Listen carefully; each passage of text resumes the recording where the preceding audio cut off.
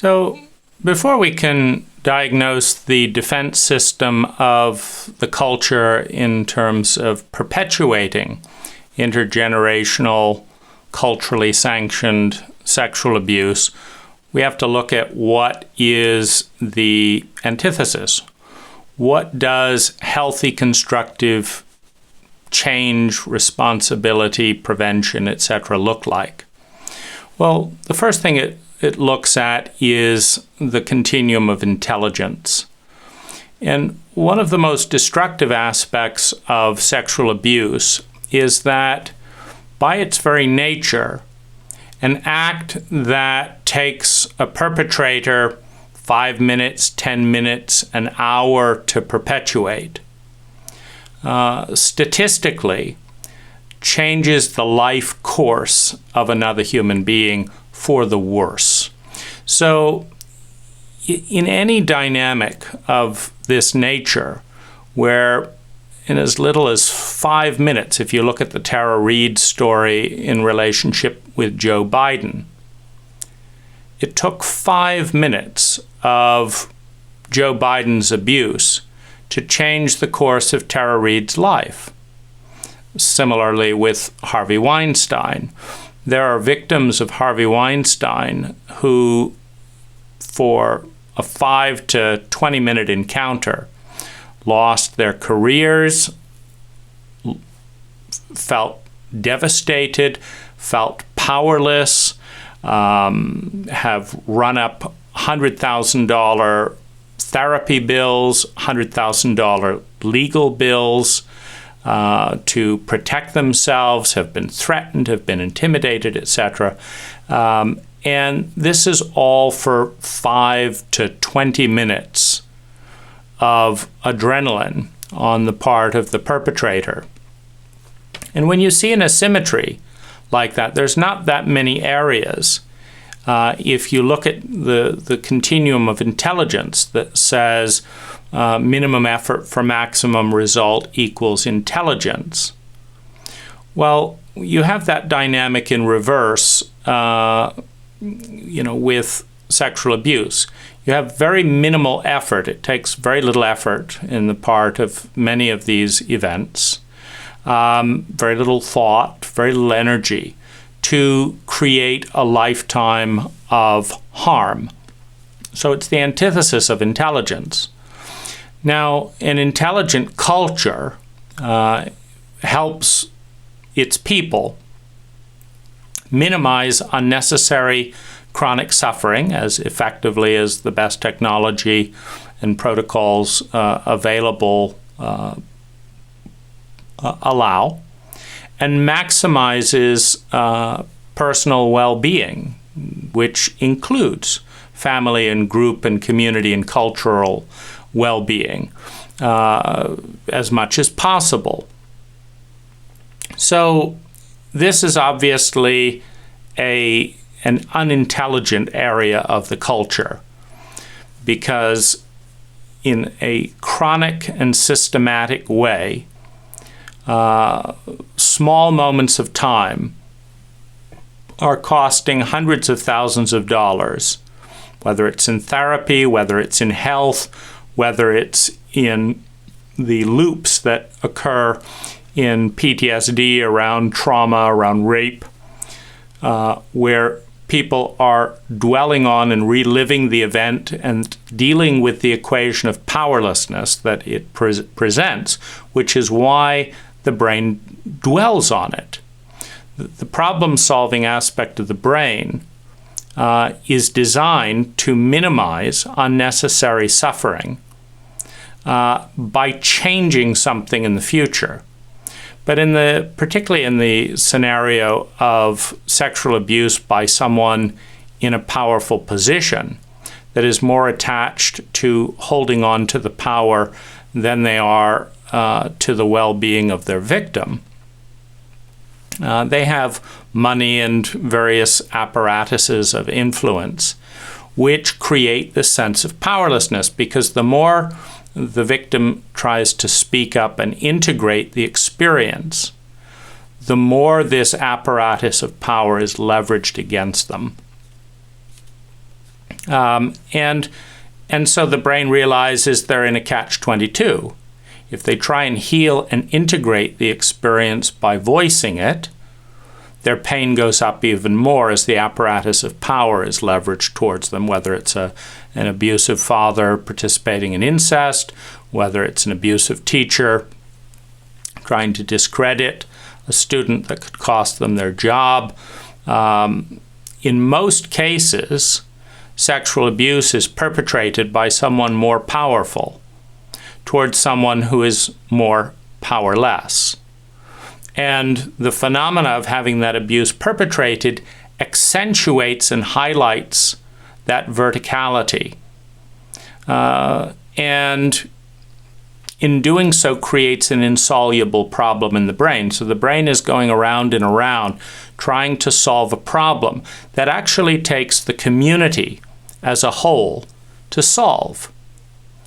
And the fact that the problem isn't solved is a deficit in the culture, is a deficit in the community.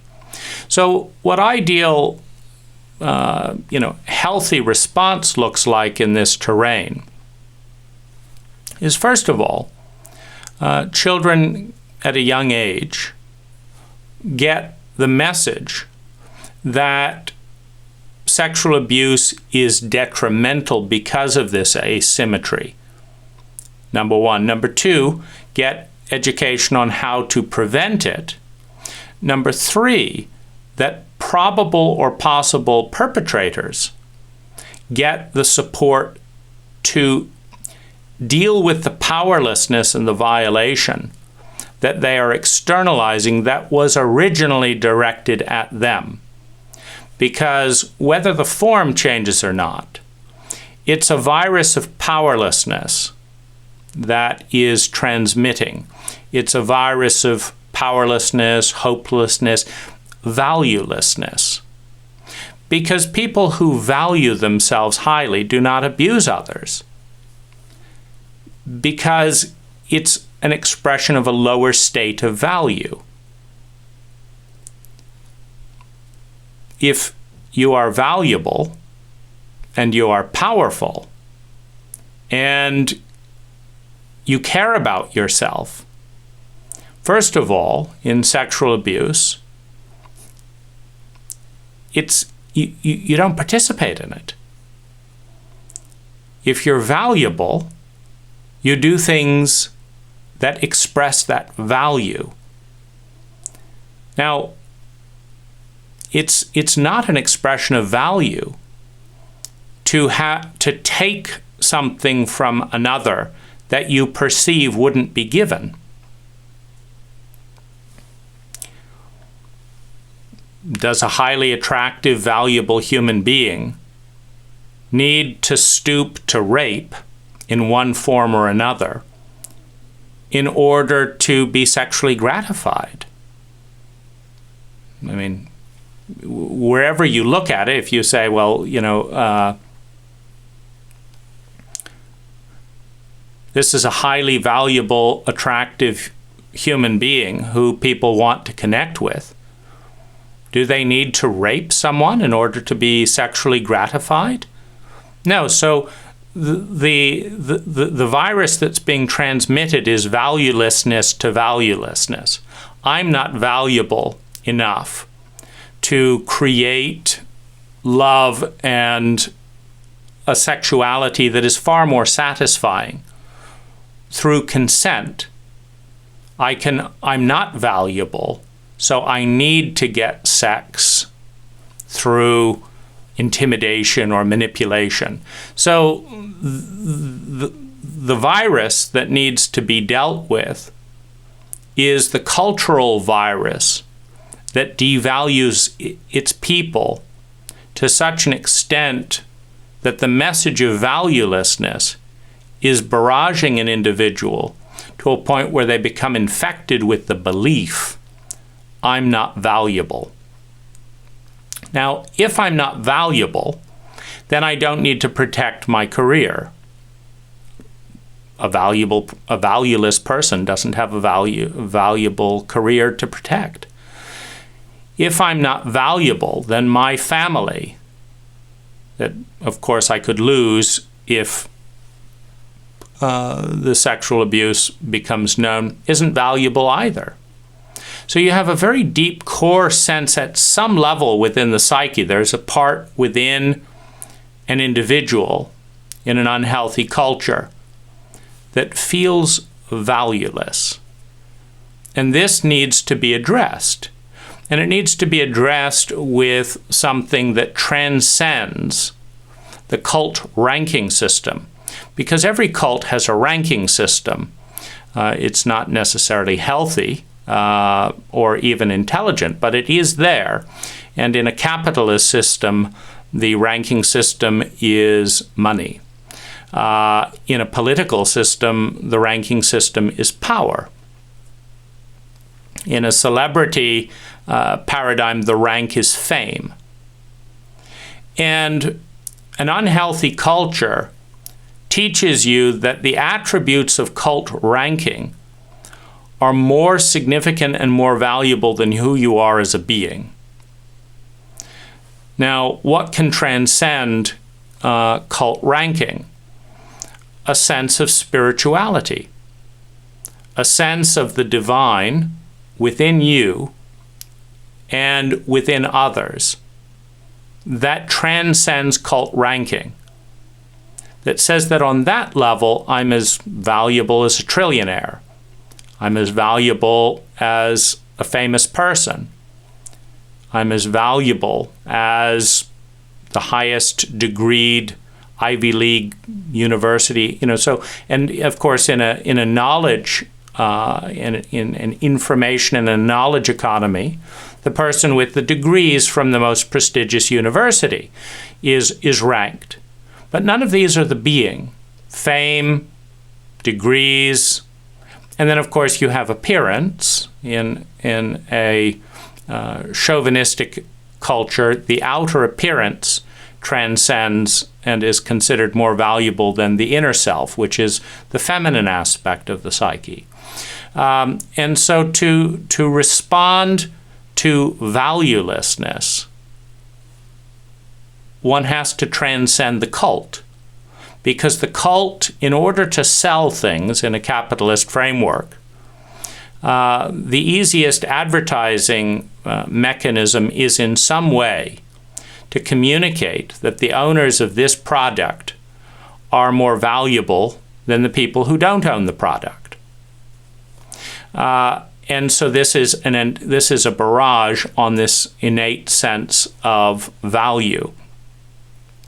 And so when we understand that valuelessness lies at the heart of violation, of abuse, and particularly sexual abuse, because it makes no sense for a highly valuable person to even want to achieve what? Because rape, if you look at, for example, the Harvey Weinstein thing, all the manipulation, all this thing, all the etc., what he's saying is, I don't value myself. And a lot of that is drilled in. He doesn't have the physique, so he's not an attractive person.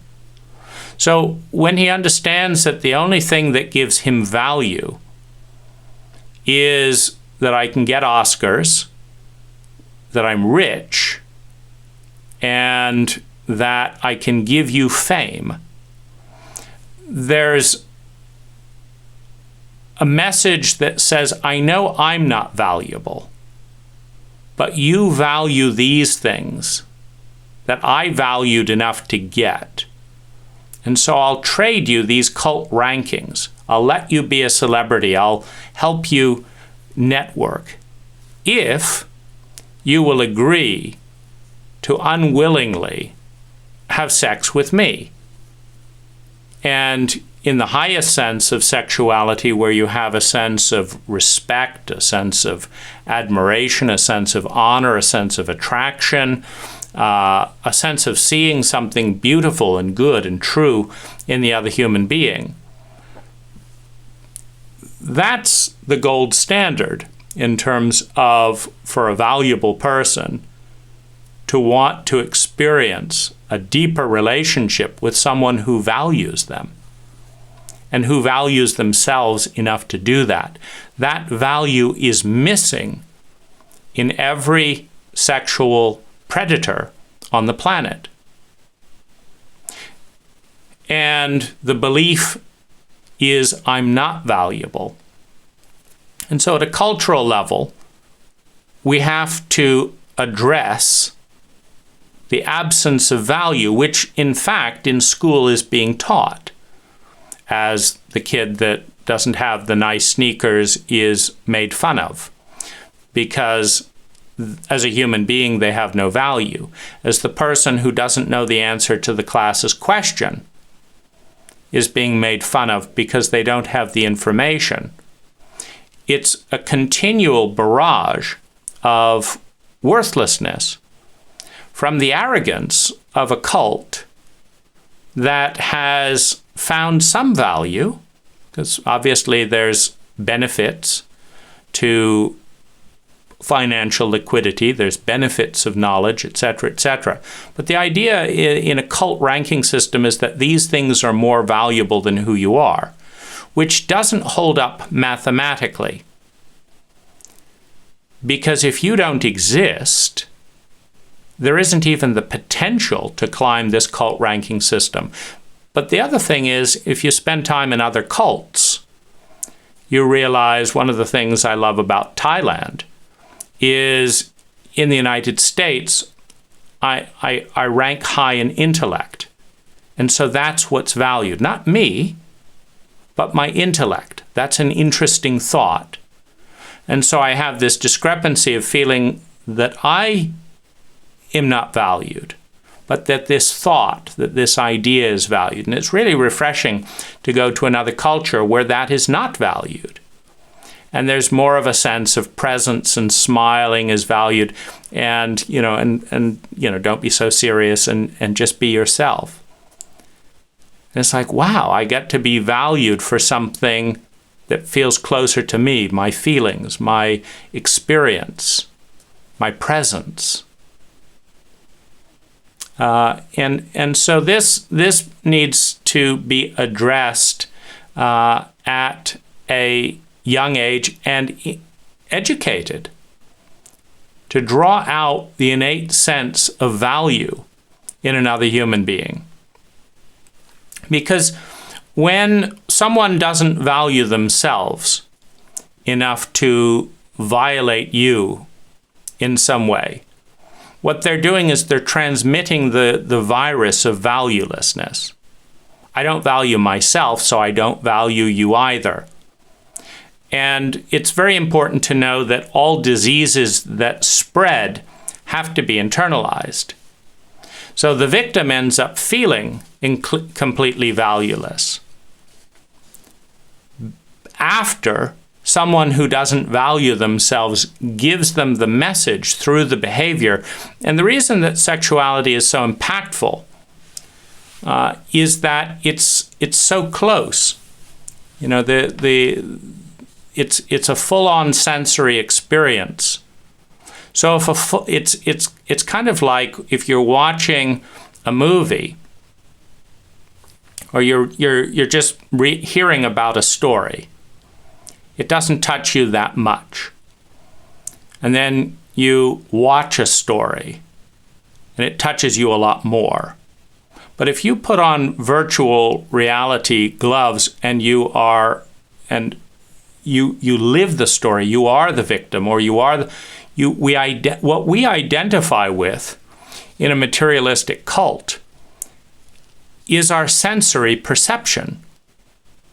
And so the fact that we have lived through an event that feels helpless, powerless, valueless, shaming, and isolating, and all of our senses have lived through that experience. It's not just a thought, it's not just watching it, it's being it in the way that the cult defines being, which is sensory. The only thing that's real is what you experience.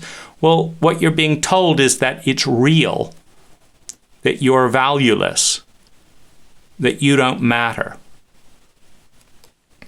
And within the paradigm of a chauvinistic, materialistic cult, it's very difficult to find the transcendent, the bit that says, no.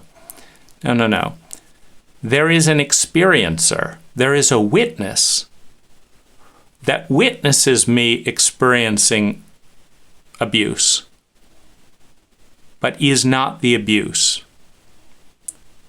And that part is not identified. The witness is not identified with the abuse, so it doesn't identify with the message, the virus being transmitted.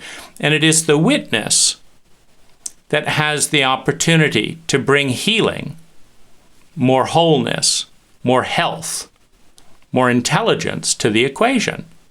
It is the witness that can say, is this really the best way that you can get laid tonight, is stalking a helpless woman down an alley?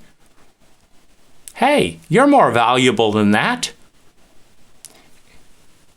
Do you know how to have, do you know how to get a girlfriend? Do you know how to create the reality where you can experience sexual pleasure and feel proud? You see, this has to be viewed as relatively improbable by the persona, by the person in the individual that's received this contagion of valuelessness, before it can be more attractive. Because if you believe that that's out of your league, because no one has ever loved you, because you've never loved yourself, because your culture didn't value you enough to give your parents a curriculum before having you of how to love and communicate value.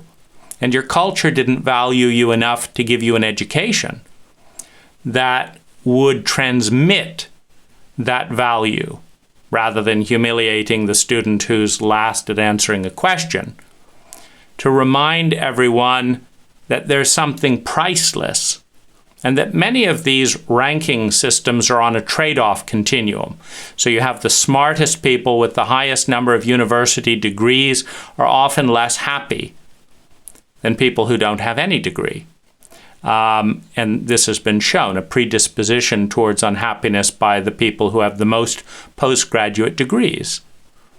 So if you understand there's a trade-off, that education is being sold as the way to get high ranking so that you can get a higher salary, so that you can be ranked highly in a sociopathic capitalist framework that does have a list that ranks where you are on the Forbes 400 or the Fortune 500, that these things are measured, but your beingness is not measured, is not recognized as much in the daily interaction. Now you have something that you can start coming out of the disease. And you can say, even within the virtual reality of the identity, you can say, well, I must be valuable because my parents treated me with value, my government treated me with value, my education system treated me, the being, as valuable. And so what does a healthy culture do in this situation? Well, first of all, it pays attention to science and correlates science with human experience. See, because one of the interesting chauvinistic aspects of the culture is that science is leveraged to dominate or make money for a select few, often at the expense of the human experience rather than in support of it, which is part of the chauvinism of capitalism, which says that the money that people make is more valuable than the people who make it, which is in an abuse culture of this nature. If you can have the salary that someone would make in a year or you could have the person who made it. Through the lens of chauvinism, you would pick the salary over the person. In other words, you can have $50,000 or you can have this person for a year. Well, the chauvinist doesn't know what to do with a person, doesn't know how to create sustainable joy and beauty with a person, but imagines that they can do that with the money the person made. So the person is sold out and discarded, and the money is sought. And this, of course, doesn't line up with the data, because after basic needs, are met, survival, security, a sense of love and belonging, having more money does very little to the well-being of that person, but it does a lot to their perceived value, not their value, but their perceived value in a chauvinistic cult. And so educating people on the actual science of this, Sonia Lyubomirsky did, work to kind of see, like, are rich people happier? And if you're dealing with someone on Skid Row or who's homeless, going from homeless and begging to, a $50,000, $60,000, $70,000 salary where they can survive and feel secure, and we're talking at American levels of, of survival and security, that makes an enormous impact. But if you're taking someone who's making $70,000 a year at a job they like with a good relationship, and so they're able to independently maintain their survival and security, and you give them another few million, their happiness doesn't go up 20 times. It goes up 10%. And a lot of that is not from the direct accumulation of money. It's from the fact that people enjoy being thought of well. And so in a chauvinistic cult that measures people's money more than their presence, people with money are thought of better. And because they're thought of better, they're treated better. And, you can even find this in, like the police will pull over a rusted, a rusted Acura or something, driven by an African American. So more often than they'll pull over a Bentley, because there's an innate cultural chauvinism that says that person with that Bentley must be important. And even if they are pulled over, they'll be treated with more respect. You don't have people with Bentleys, being dragged out of their cars as much, unless perhaps they're black. And so so everyone with that need for love and belonging wants to be treated well.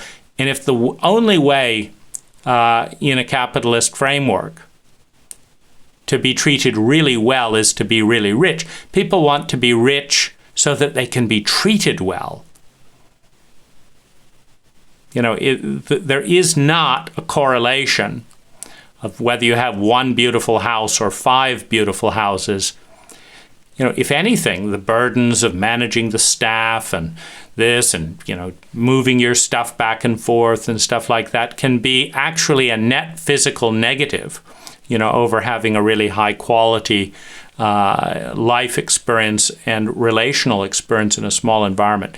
So a lot of these things are scientifically proven, but they're not culturally taught. There's a deviation from science in order to promote capitalism. And so by teaching these things, we value the human being. We value the human being enough to tell them the truth. And when you tell people the truth, it's very healing because it's an affirmation of value. And similarly, if people have a living, breathing spirituality, a sense of connection to the larger ecology of which we are all a part. You can trace everything about this body and everything about these clothes and stuff back to the entire universe. There's nothing that's disconnected. And there are many parts. There are many parts of the universe that are much bigger than the individual ego. And when we understand that we're a part of that, we're a part of a community, we're a part of a culture, we're a part of something bigger than ourselves, a small cell in a larger organism,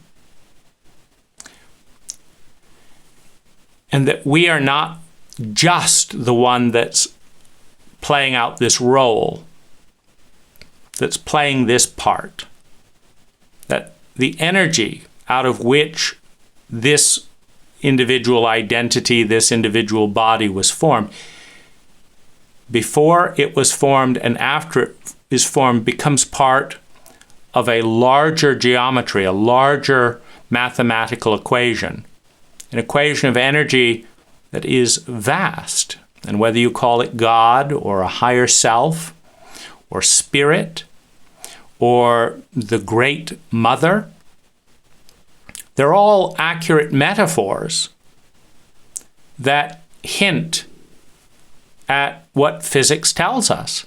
No energy is created or destroyed. It just changes shape and changes shape and changes shape. And every bit of this energy becomes part of something else.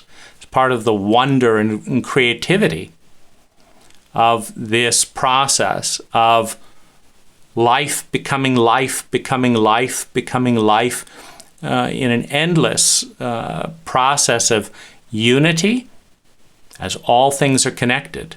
The gravitational constant in this pinky is the same gravitational constant in a billionaire, and the same gravitational constant of our ancestors 5 million years ago. It's the same gravitational constant of gold. It's the same gravitational constant of diamonds. It's the same gravitational constant as Alpha Z2 somewhere in the solar system. There's a connection, there's a link between this pinky and all that ever has been and all that ever will be. And it's a mathematical link. It's not an illusionary link. It's a mathematical link. It's a link in physics.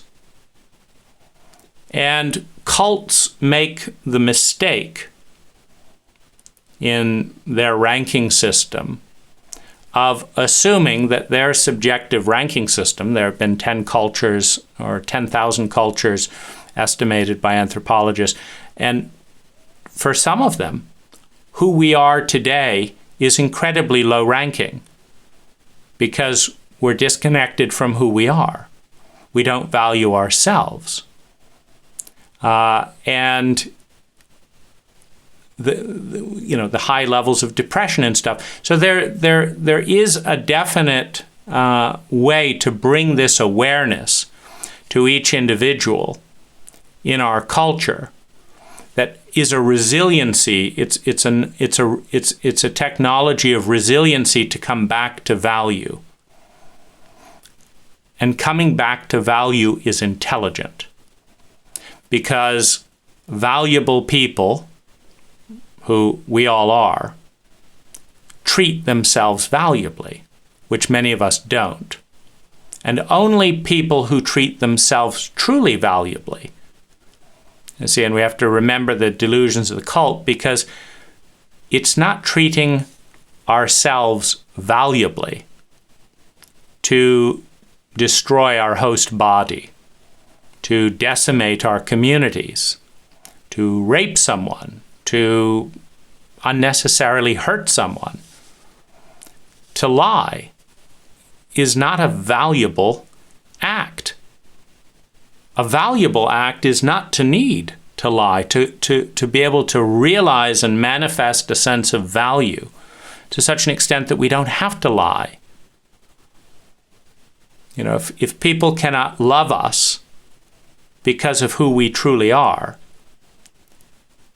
a valuable person who knows the value of who they are can start the educational process of helping people who cannot love learn to love more, rather than to pretend to be someone that a limited cult can love or can see value in.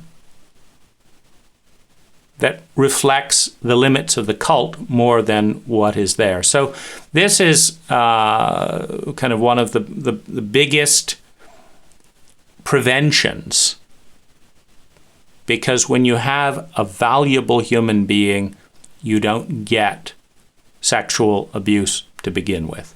And our cult has been producing people who feel completely worthless, completely powerless, completely valueless. And as long as we have people feeling that way and believing that way, we will have violators. And who violators generally target are people who are vulnerable. People who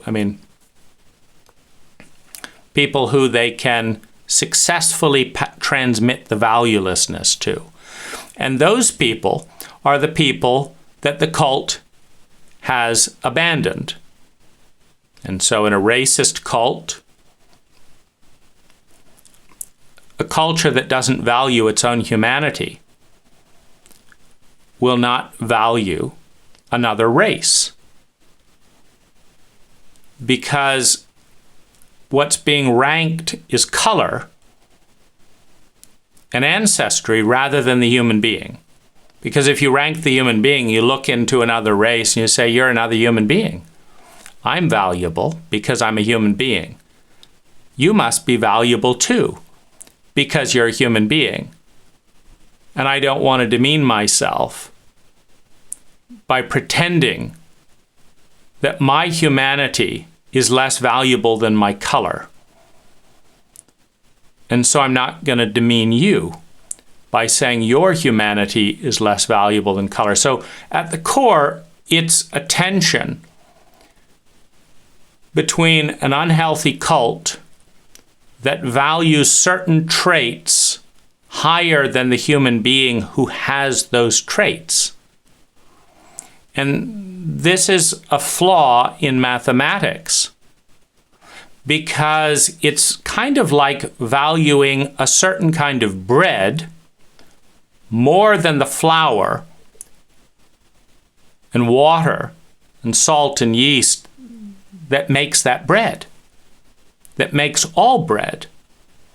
Meaning the human potential and the human being and human consciousness is the flour, the water, the salt, the yeast, out of which every race, every culture, every billionaire and every homeless person emerges. And the problem mathematically of valuing a certain type of bread more than the flour that makes it is that if you take away the flour, you say, okay, you don't care about flour and you don't value water and you don't value salt. Fine. You just value the bread that comes out of it. Fair enough.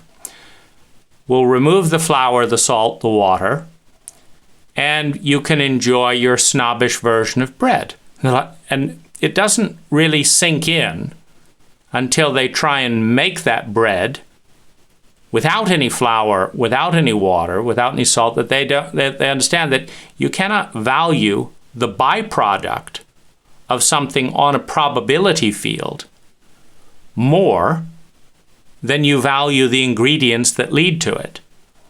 It would be like, it's the same equation of valuing human consciousness more than the planet that created human consciousness. It's the same mathematical equation. Or valuing yourself more than your parents. If you don't exist without your parents, if you value yourself, you must value the way that you emerged. If you value life, you must value the planet that gave birth to life and that evolved life into you. Or the equation doesn't hold up. You are constantly destroying the foundation that gives you the basis of existence. That doesn't hold up mathematically. And cults are not scientific. Cults are not mathematical. They're not actually rational, which becomes a little bit schizophrenic when you value rationality more than the consciousness that is capable of being rational amongst other things. And you try and discard the being, the essence, the probability field that led to the fruit of rationality, and keep the rationality. You have a very, very shaky mathematical equation. Because it's as if you want to say 2 plus 2 plus 2 equals 6, and 6 is more valuable and has nothing to do with the 2 or the 2 or the 2. Well, if you delete the 2 and the 2 and the 2, the 6 disappears. And so whatever is here in the present values on a mathematical level that which produced it, which is the past. If we emerged out of animals and we think we're so valuable, well, then the animals out of which we emerged are just as valuable, because without that evolutionary process, we wouldn't be here. And so we're in this interesting dynamic of mirage math as a cult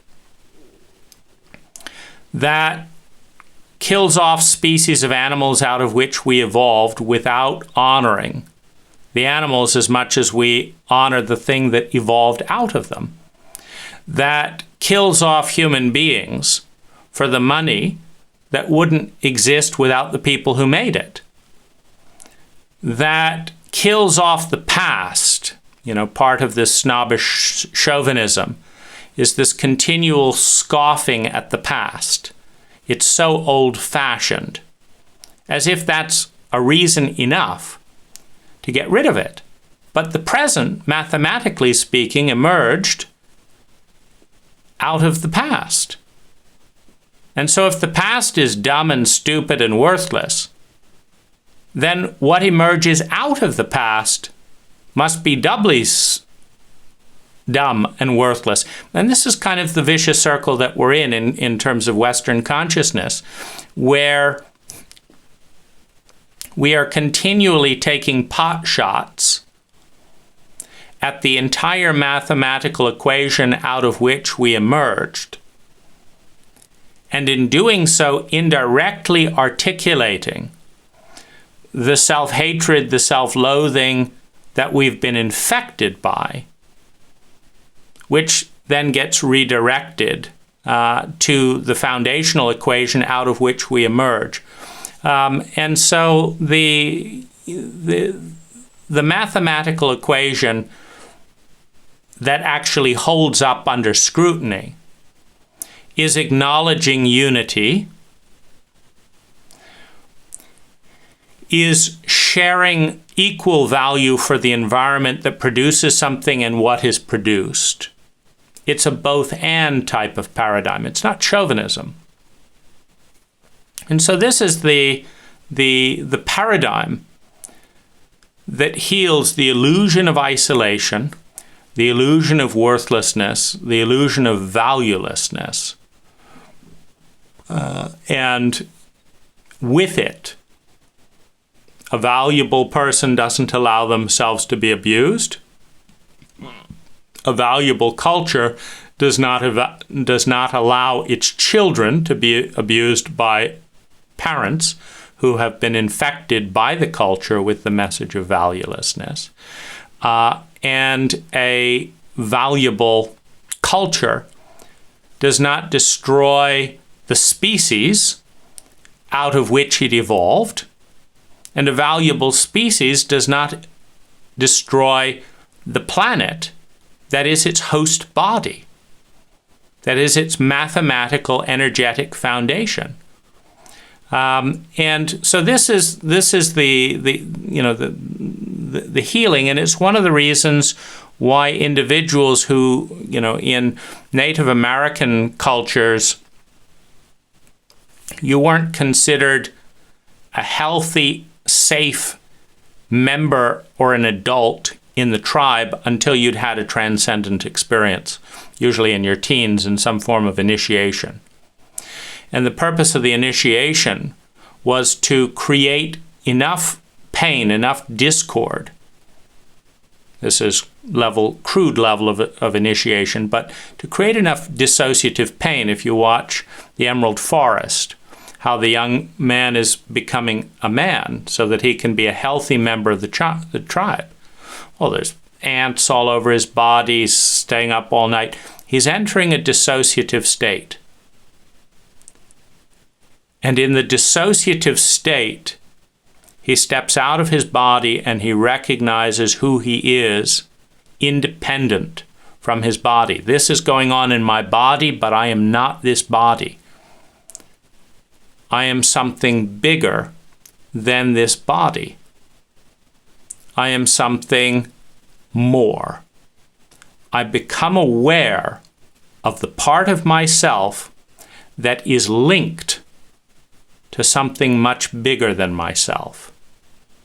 And only when a grown-up, 15-year-old, 20-year-old, only when a grown-up has that clear in mind, that they're wearing this mask, playing this part, but there is part of them that is connected to everything. That's the point when you have a competent adult, someone who can contribute something meaningful to the tribe, someone who has their center and their bearings, not in the persona and the personality, but in the transcendent part, the witness, that is a part of all things.